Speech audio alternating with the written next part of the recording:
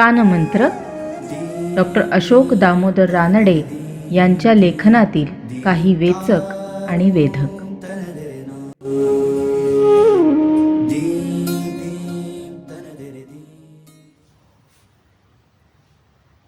कला शिक्षण अशोक दामोदर रानडे. मूळ प्रसिद्धी साहित्य सहकार जुलै 1969. कला शिक्षण. वास्तविक पाहता संगीत शिक्षणाच्या समस्या या मुळात कला शिक्षणाच्या समस्या असल्यानं त्यांचा वेगळा विचार करणं कितपत शक्य किंवा योग्य आहे असा प्रश्न पडेल. परंतु कला शिक्षणाबाबत उद्भवणाऱ्या समस्या दोन वर्गात मोडतात हे लक्षात घेतलं पाहिजे. काही समस्या अशा असतात की ज्या सर्वच कलांना सारख्या असतात. उदाहरणार्थ, कला शिक्षणाचा उद्देश काय असावा याविषयीचे गैरसमज सर्वच कलांच्या शिक्षणाबाबत अडथळा निर्माण करतात. हेच पहा ना, कला शिक्षणाचा उद्देश कलावंत निर्माण करण्याचा असावा. ज्याप्रमाणे वैद्यकीय शिक्षण घेऊन वैद्य किंवा स्थापत्यशास्त्र शिकून स्थापत्य विशारद तयार होतो, त्याचप्रमाणे कलांच्या बाबतीतही तसं घडावं हा गैरसमज सर्वच कलांना नडतो. याखेरीज कला शिक्षणात अशाही काही समस्या आहेत की ज्या विशिष्ट कलांपुरत्याच मर्यादित आहेत. उदाहरणार्थ, वैयक्तिक लक्ष देऊन गुरुशिष्य परंपरेने शिक्षण देणे हे संगीतासारखेच चित्र, शिल्प अशा कलात आवश्यक आहे का? चित्रशिल्प अशा दृश्यकलांमध्ये कालसंबद्ध आविष्कार विपुल असल्यानं इतिहास, तंत्रविज्ञान इत्यादी अनुषंगिक गोष्टींचं ज्ञान या क्षेत्रातील विद्यार्थ्यांबाबत महत्त्वाचं ठरतं. तितकं ते संगीतादी कलांना प्रस्तुत ठरतं का? यातून अर्थातच दोन्ही कलांच्या शिक्षणाबाबत काही विशिष्ट समस्या म्हणजे त्या त्या कलांपुरत्या मर्यादित राहणाऱ्या समस्या निर्माण होतात. मुद्दा असा की संगीत शिक्षणातील समस्याही याच प्रकारे दोन वर्गात विभागून विचारात घ्याव्या लागतील. सर्व कलांना सारख्या असणाऱ्या शिक्षण समस्या आणि नंतर संगीत क्षेत्रापुरत्या मर्यादित असणाऱ्या शिक्षण समस्या असा हा क्रम राहावा. कला शिक्षणाचा उद्देश कलावंत निर्माण करण्याचा असावा या समजामुळे उभ्या राहणाऱ्या समस्या जबरदस्त आहेत. कारण एकदा हे मूल विधान मान्य केलं की कलावंत निर्माण करणं हे स्वरूपतः अशक्य असल्याने कला शिक्षणाचे 90% प्रयत्न ही उधळपट्टी ठरतात.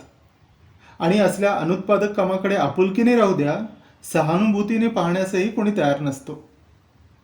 तेव्हा मुळात हे लक्षात घ्यायला पाहिजे की कला शिक्षणाचा उद्देश कलावंत निर्माण करण्याचा असतो हे फार मर्यादित अर्थानं खरं आहे. कलासंबंध तांत्रिक आणि शिकवण्यासारख्या गोष्टींचं शिक्षण देणं, त्या बाबतीतले आडाखे, तोडगे, पद्धती वगैरे समजावून सांगून विशिष्ट कार्यक्षमता आणि कौशल्य प्राप्त करून देणं आणि या सर्व तांत्रिक बाजून पलीकडे कुठेतरी कलावंतत्व असतं याची जाणीव करून देणं हे कला शिक्षणाचं काम असतं. म्हणजे प्रत्यक्षतः कला शिक्षणामुळे साधक कलेच्या जाणीवेपर्यंतच जातो आणि आविष्कारातील आवश्यक ती फक्त तांत्रिक कौशल्यच कला शिक्षण त्याच्या हातात देऊ शकतं. संगीताबाबत म्हणजे गायन वादनाबद्दल बोलायचं झालं तर असं म्हणता येईल की आवाज तयार करून घेणं, वाद्यबाबतीत हात वाद्यावर नीट ठेवून घेणं, ताल, स्वर, राग इत्यादी विषयी आवश्यक ती सामग्री उपलब्ध करून देणं या व अशा गोष्टींचं शिक्षण देता येईल. कलावंत कसं बनायचं हे सांगता यायचं नाही, पण कलावंत म्हणजे काय याबद्दल कल्पना नक्कीच देता येईल. जिथून साधकाला कलेचं सुजाण दर्शन होईल अशा टप्प्यापर्यंत त्याला नेऊन सोडणं आणि आविष्कारार्थ लागणाऱ्या तांत्रिक कौशल्यांवर विशिष्ट दर्जाचं प्रभुत्व आणि अंमलबजावणीतील क्षमता त्याच्या अंगी आणणं एवढंच कला शिक्षणाचं काम आहे. याशिवाय कशाची अपेक्षा ठेवणं आणि मग तिची पूर्ती झाली नाही म्हणून कला शिक्षण हे निरुपयोगी व अनुत्पादक म्हणणं यात कला स्वरूपाविषयी अज्ञान दिसतं आणि कला शिक्षकावर व साधकांवरही विनाकारण अन्याय होतो. कला शिक्षणाच्या अभ्यासक्रमाबाबतीतही अशाच सार्वत्रिक समस्या आहेत. सर्व विद्यार्थ्यांना सारखा अभ्यासक्रम असणं इष्ट आहे का? कला ही गोष्टच मुळी समष्टीशी निगडीत असली तरीही व्यक्तीतून उद्भूत होणारी आहे. तिचे परिणाम सामाजिक असले तरी निर्मिती वैयक्तिक असते अशा विधानांच्या पार्श्वभूमीवर अभ्यासक्रम प्रत्येक विद्यार्थ्याच्या लायकीनुसार, क्षमतेनुसार वेगवेगळा असावा असं वाटेल. पण इथे पुन्हा एकदा कला शिक्षणाच्या उद्देशांविषयीचं विवेचन ध्यानात घ्यावं. विद्यार्थ्यानुसार अभ्यासाचा क्रम बदलावा, पण अभ्यासक्रम तोच ठेवावा असा निष्कर्ष इथे काढता येईल. म्हणजे असं की तांत्रिक कौशल्य आणि क्षमता या गोष्टी प्रत्यक्ष ताडून बघता येत असल्यानं त्यांच्या बाबतीत अर्थातच एक पक्का आराखडा ठरवता येतो. आणि या आराखड्याच्या कोणत्याही टप्प्यापर्यंतचा विद्यार्थी असला तरी तांत्रिक बाबीत त्याचं अंतिम साध्य कोणतं व त्यासाठी त्याला किती वाटचाल करायची आहे हेही निश्चित समजतं. त्यानुसार विशिष्ट विद्यार्थ्याच्या बाबतीत विशिष्ट गोष्टीवर भर दिला गेला पाहिजे. अशा बारीक सारीक तडजोडी केल्या की काम भागतं. संपूर्ण अभ्यासक्रमाचा आराखडा विद्यार्थ्यानुसार बदलण्याची गरज न भासता काही तपशील पुढे मागे करणं इतकंच आवश्यक ठरेल. तेव्हा कला शिक्षणाच्या उद्दिष्टानुसार पाहता प्रत्येक विद्यार्थ्यासाठी वेगळा अभ्यासक्रम ठेवायची गरज नाही. गायनाबाबतीत उदाहरण द्यायचं झालं तर असं म्हणता येईल की आवाज सर्व लयीत स्वच्छ फिरला पाहिजे, ही तांत्रिक क्षमता सर्वांना सारखीच. फक्त कोणाच्या गळ्यात गमकेची ताण असेल नसेल ते पाहून त्यावर कमी अधिक भर द्यावा इतकंच. अभ्यासक्रम तोच ठेवून अभ्यासाचा क्रम बदलावा असं म्हटलं ते ह्या अर्थानं.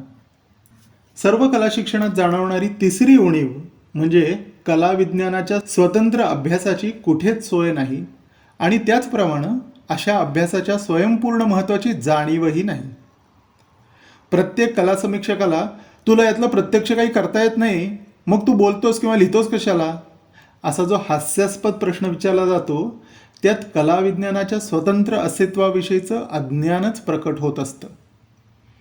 कलाविष्कार करणं या एकाच हेतूनं कलेविषयीचं शिक्षण घेणारा प्रेरित असतो आणि तो तसाच असावा असं धरून कलेविषयीचे विचार केल्यानं कला शिक्षण घेणाऱ्याची कुचंबणा केली जाते.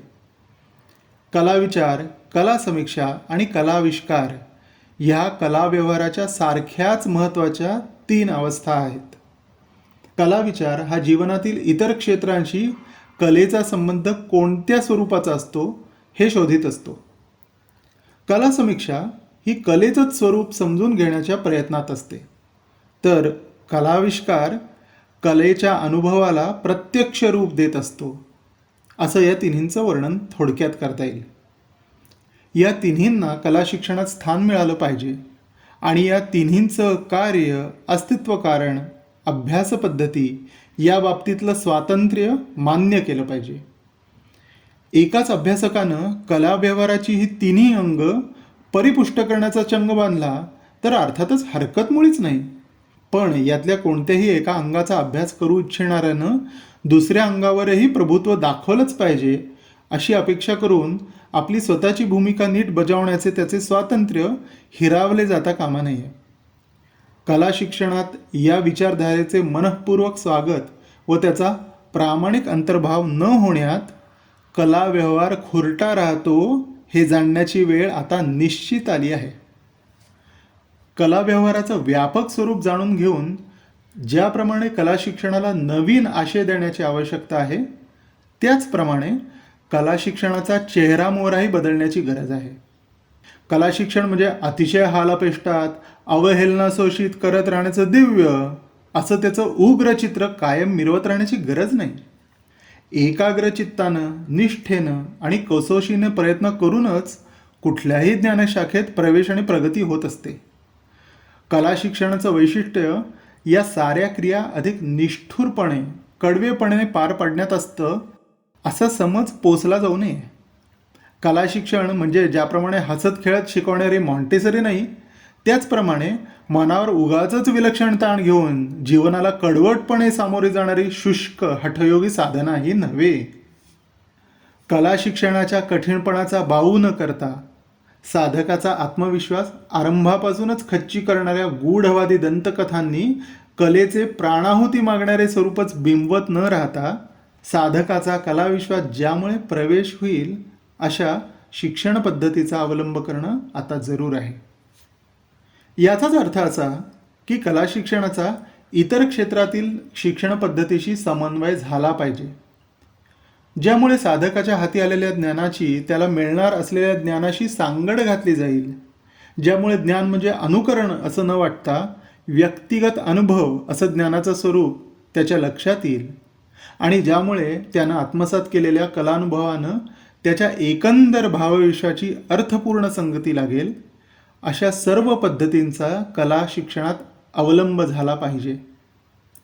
यामुळे आज कला शिक्षणात फुकट जाणारा साधकाचा वेळ, त्याचे श्रम आणि यामुळे त्याला हमखास येणारं नैराश्य यांची कलाक्षेत्रातून हकालपट्टी करता येईल. कला शिक्षणात काय किंवा इतरत्र काय शॉर्टकट्स किंवा पळवाटा नसतात हे मान्यच आहे, पण साधनेला अधिक अनुकूल मार्गच नाहीत असं म्हणणं म्हणजे केवळ आंधळेपणा आहे. आजच्या दृकश्राव्य माध्यमांच्या जमान्यातही घोकंपट्टीद्वारेच भाषा शिकवणं जसं हास्यास्पद झालंय, तोच प्रकार कला शिक्षणातही आहे. नवीन साधनं, नवीन पद्धती, शिक्षण क्षेत्रातील नवीन दृष्टिकोन अशा साऱ्यांचा मागोवा घेत घेत यापुढे कला शिक्षणानं आपला मार्ग चोखाळला पाहिजे. कला शिक्षण मागासलेले राहूनही कलाभ्यास आणि कलाविकास मात्र प्रगत होत राहील असं समजणं म्हणजे आपल्या पायावर धोंडा पाडून घेणंच आहे. ज्याप्रमाणे कला शिक्षण आणि इतर ज्ञानशाखातील शिक्षण पद्धती यांची सांगड घातली गेली पाहिजे, त्याचप्रमाणे खुद्द कलाक्षेत्रातही अधिक निकटचे आंतरकला संबंध प्रस्थापित झाले पाहिजेत आणि त्यांचं प्रतिबिंब कला शिक्षणातही दिसलं पाहिजे. कला ज्ञानशाखा यांच्यात पद्धती, दृष्टिकोन या अमूर्त पातळीवर देवाणघेवाण होते, तर निरनिराळ्या कलात अनेक वेळा प्रत्यक्षातल्या समस्या सोडवण्याच्या मूर्त पातळीवरही परस्पर व्यवहार होतो. जसजशा कला प्रगत होतात तसतसं त्यांचं आकलन हे स्वेतर कलांच्या आकलनावर अवलंबून राहतं. हा विचार काही नवीन नाही, पण आमच्या कला शिक्षणात त्याचं अस्तित्व फार झालं तर तात्विक पातळीवरच जाणवतं. इतर कलांची ओळख आणि जमल्यास अभ्यास हे प्रत्येक कलोपासकानं आपलं कर्तव्य मानलं पाहिजे आणि विशेष अभ्यासाचा विषय म्हणून कोणतीही कला समोर असली तरी तिचे दर्शन कला कुटुंबातील एक कला म्हणून होईल याची खबरदारी सर्व कला शिक्षणात सतत घेतली गेली पाहिजे. इतर कलांच्या संदर्भात विशिष्ट कला पाहणं हे अभ्यासकाच्या दृष्टीनं अंगभूत महत्त्वाचं ठरेल. अशा तऱ्हेनं इतर कलांची ओळख, तपशील, आकडेवारी, सनावळ्या अशांची अडगळ बाजूला सारून करून दिली जाणं आवश्यक आहे. आपल्या अभ्यासाचा विषय असलेली कला ही नाट्य, चित्र अशा संमिश्र आणि व्यामिश्र आविष्कारात कोणत्या भूमिकेत वावरते या व अशासारख्या मूलभूत प्रश्नांद्वारे अभ्यासकाला विचार करायला लावलं पाहिजे. सर्व कलाक्षेत्र हे एकाच चैतन्य तत्वानं भारलं गेलं आहे अशी प्रतीती अभ्यासकाला येईल इतकं आमचं कला शिक्षण जिवंत आणि निश्चित दिशा झालं पाहिजे.